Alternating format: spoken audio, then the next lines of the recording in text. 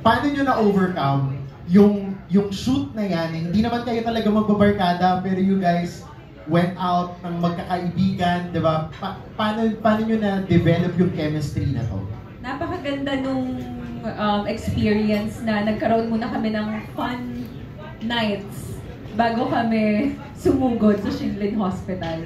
Kasi doon, medyo nag-warm up na nakilala namin yung isa't isa, nakapagkwentuhan na ng mga personal life. Kasi individually, iba-iba talaga yung mga experiences namin. Although ako naman, na-train na rin naman talaga ako to be thrown at a situation na ako na lang mag-isa. Siyempre sa Miss Universe, I have to do my own hair and makeup. Pupunta ako sa ibang bansa.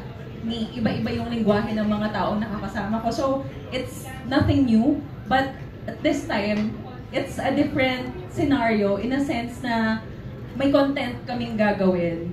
And eto talaga, yung takot ko, hindi ko akalain na totoo. Kasi hindi ko naman in-expect na papasok ako sa isang floor, mag-isa lang ako.